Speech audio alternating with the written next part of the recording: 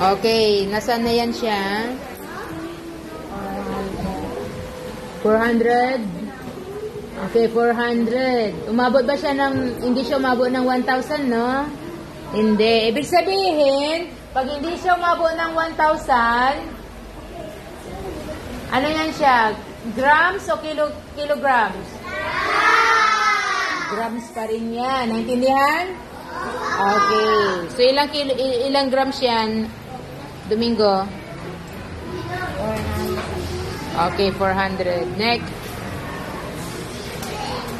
Okay. Ano yan? Ha? 400 din? Ayan. Okay, 400. Ano yan siya? Anong unit of measure niya? Grams or